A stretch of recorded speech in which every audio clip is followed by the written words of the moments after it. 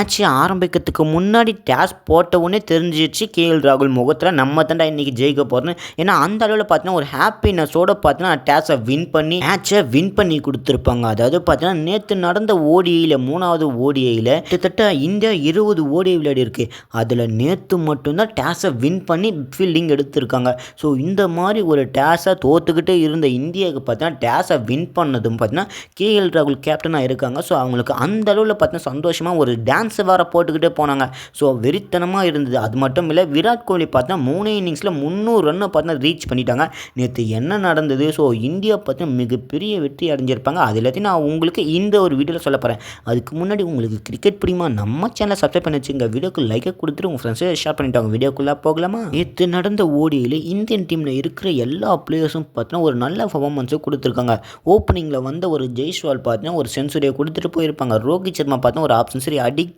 So மேட்ச்சை பார்த்தா ரொம்பவுமே இன்ட்ரெஸ்டிங்காக போய்கிட்டு இருந்தது. அப்பயும் பார்த்தீங்கன்னா விராட் கோலி எனக்கு கொஞ்சமாக ரன் இருந்தாலும் பரவாயில்ல, நான் 50 போட்டுன்னு சொல்கிற மாதிரி ஒரு 60 ரன் அடிக்க மேட்ச்சு பார்த்தா கிட்டத்தட்ட பார்த்தா 39.4 பாலுகளாம் பார்த்தா மேட்சை முடிச்சிட்டாங்க. அப்போ எந்த அளவில் சவுத் ஆப்பிரிக்காவோட பேட்டிங் இருந்திருக்கும். டேஸை வின் பண்ண கேஎல் ராகுல் நாங்கள் ஃபீல்டிங் பண்ண போகிறோம்னு சொல்லிட்டாங்க. கிட்டத்தட்ட பார்த்தீங்கன்னா 2 மேட்சை டேஸை வின் பண்ணி ஃபீல்டிங் எடுத்த சவுத் ஆப்பிரிக்கா பார்த்தீங்கன்னா இப்போ பேட்டிங் பண்ணுற வேறு நிலைமையாயிடுச்சு. சரி, பேட்டிங்க்கு வந்தாங்களே என்ன பண்ண போகிறாங்கன்னு கேட்டிங்கன்னா, ஒரு பக்கத்தில் பார்த்தீங்கன்னா ரிக்கல்டன் அவுட் ஆகிட்டு போயிருப்பாங்க. மறுபக்கத்தில் பார்த்தீங்கன்னா குவிண்டன் டீகாக் பார்த்தா நின்று தரமான ஒரு பர்ஃபார்மன்ஸை கொடுத்துக்கிட்டு இருக்காங்க. ஸோ ஆப்போனண்ட்டில் வர எல்லா பேட்ஸ்மேனும் பார்த்தீங்கன்னா அவுட் ஆகிட்டு போயிருப்பாங்க, கொஞ்சம் ரன் தான் அடிச்சிருப்பாங்க. ஆனால் நான் மட்டும் நின்று ஸ்டாண்டாக விளையாட போகிறேன்னு சொல்கிற மாதிரி குவிண்டன் டீகாக் பார்த்தீங்கன்னா ஒரு தரமான செஞ்சுரி கொடுத்துருப்பாங்க. 2 ஓடியிலே அடிக்காத விஷயத்தை பார்த்தீங்கன்னா இந்த ஒரு 3வது ஓடியில் பார்த்தீங்கன்னா அடித்து காமிச்சிட்டு இருப்பாங்க. இந்த பக்கம் சவுத் ஆப்பிரிக்கா பக்கம் லெஃப்ட் ஹேண்ட் பேட்ஸ்மேன் அடித்தா இந்தியா பக்கமும் லெஃப்ட் ஹேண்ட் பேட்ஸ்மேன் அடிப்புடான்னு சொல்கிற மாதிரி ஜெய்ஸ்வால் பார்த்தீங்கன்னா ஒரு செஞ்சுரியை கொடுத்துருப்பாங்க. ஆனால் நேற்று நடந்த மேட்ச்சில் ரொம்பவுமே பார்த்தா இன்ட்ரெஸ்டிங்காக இருந்தது. எல்லா பிளேயருமே பார்த்தீங்கன்னா அக்ரெசிவாகவும் ஆட்டிடியூடாகவும் ஒரு டான்ஸோடு பார்த்தா ஒரு நல்ல கூலான டீமாக பார்த்தா இந்தியா ப்ளே பண்ணிக்கிட்டு இருந்தாங்க.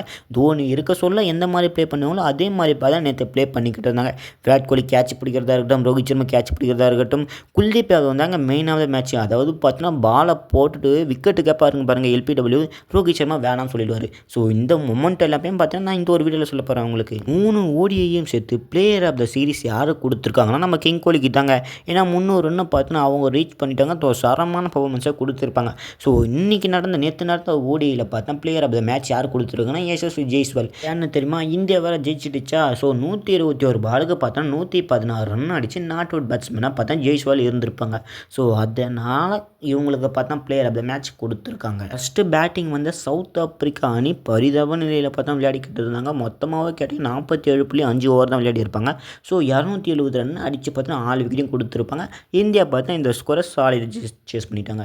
இதுக்கு ஒரு முக்கியமான காரணம், இவ்வளோ ரன்ஸ் வரதுக்கு முக்கியமான காரணம் என்ன, குவிண்டன் டீகாக் அவங்களுடைய கீப்பர் 89 பாலுக்கு 106 ரன் அடிச்சிருப்பாங்க. அதில் 6 6 8 4ன்னு பார்த்து 119 ஸ்ட்ரைக் ரேட்டில் பார்த்தா விளையாடி இருப்பாங்க. ரிக்கல்டன் பார்த்தா டக் அவுட்டு போயிருப்பாங்க. ஸோ அதுக்கப்புறம் நான் பவுமா அவங்களுடைய கேப்டன் மறுபடியும் பார்த்தா ஒரு ஸ்மால் கேமியோ பார்த்தா பண்ணிட்டு போயிருப்பாங்க. 67 பாலுக்கு 48 ரன்னை பார்த்தா அடிச்சிருப்பாங்க. அதுக்கப்புறம் நான் பிரிஸ்கி 23 பாலுக்கு 24 ரன். சரி, மற்றவங்க வரவங்க எல்லாம் பார்த்தா கம்மியான ரன் தான் அடிச்சிருப்பாங்க. பிரேவிஸ் 29 ரன்னு பார்த்தா அடிச்சிருப்பாங்க. மற்றவங்க யாரும் பார்த்தா ஒரு நல்ல பர்ஃபார்மன்ஸை கொடுக்கல. அதுக்கப்புறம் நான் நம்மளோட இந்தியா பார்த்தீங்கன்னா பேட்டிங்க்கு வந்திருப்பாங்க. பேட்டிங் வந்தோடனே பார்த்தீங்கன்னா மேட்சை எங்கேயோ திருப்பிட்டாங்க. அதாவது பார்த்தா நாங்கள் இந்த ஒரு மேட்சை சாலிடாக ஜெயிக்கணும், அதுவும் எப்படி 40 ஓவர் வரத்துக்குள்ளே நாங்கள் ஜெயிச்சு முடிச்சிட்டோம்டான்னு சொல்கிற மாதிரி அந்த மாதிரி ஒரு பர்ஃபார்மன்ஸை கொடுத்துருக்காங்க. அது என்ன மாதிரி பர்ஃபார்மன்ஸ்னு கேட்கணுமே, அவங்களுடைய ஃபீல்டிங் அக்ரெசிவாக இருக்கட்டும் எல்லாமே பார்த்தா நேற்று நல்லா பண்ணியிருந்தாங்க. சவுத் ஆப்பிரிக்கா பேட்ஸ்மேனை நீங்கள் விளையாடவே கூடாதான்னு சொல்கிற மாதிரி நம்ம டீமில் இருந்து தரமான பவுலிங்கை கொடுத்தது யாருன்னு கேட்டிங்கன்னா பிரசித் கிருஷ்ணா. அவங்க பார்த்தா ஒரு தரமான ஸ்பெல்லை போட்டுருப்பாங்க. 10 ஓவர் கிட்ட போட்டிருப்பாங்க. 4 விக்கெட் எடுத்து 66 ரன்னை பார்த்தா கொடுத்துருப்பாங்க. அதுக்கப்புறம் நான் குல்தீப் யாதவ் தாங்க. ஸோ இவங்களுக்கு எல்பிடபிள்யூ பட்டாலே போதும், அதாவது பார்த்தீங்கன்னா பேடில் பட்டாலே போதும் எல்பிடபிள்யூ கத்த ஆரம்பிச்சிருவாங்க. ரோஹித் சர்மாக்கும் இவங்களுக்கும் பார்த்தா ஒரு சரியான காம்போ நடந்தது மேட்ச் உள்ள. மறக்காமல் ஹைலைட்ஸில் போய் பாருங்கள். அதுக்கப்புறம் நான் குல்தீப் யாதவ்னு கேட்டிங்கன்னா 4 விக்கெட் எடுத்திருப்பாங்க. 4 எக்கானமியில் போட்டிருப்பாங்க. 10 ஓவர் போட்டிருப்பாங்க. அதுக்கப்புறம் நான் மற்றவங்க யாரும் பார்த்தா பெருசாக ஒன்று விக்கெட் எடுக்கல. ஸோ ஜடேஜா பார்த்தா ஒரு விக்கெட் எடுத்திருப்பாங்க. ஹர்ஷதீப் சிங் அவங்க ஒரு விக்கெட் எடுத்திருப்பாங்க. ஆனால் மேட்ச் மொத்தம் பார்த்தா இந்தியா கிட்ட வந்துருச்சு. 271 அடித்தா வின்னு பார்த்தா இந்தியாவோட பேட்ஸ்மேன் வந்திருப்பாங்க.